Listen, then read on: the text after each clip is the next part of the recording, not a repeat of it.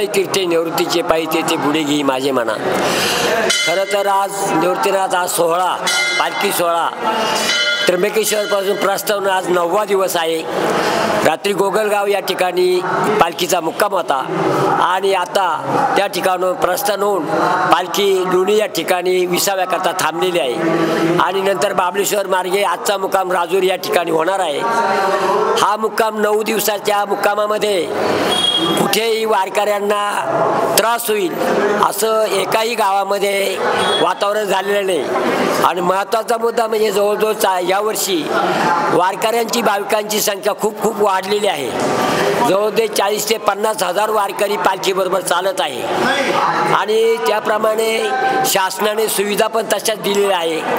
त्या mobile toilet असतील, tanker असतील, आरोग्य सुविधा असतील त्या शासनाच्या मार्फत भरपूर मिळालेल्या आहे आणि पांडुरंगाची कृपा आहे।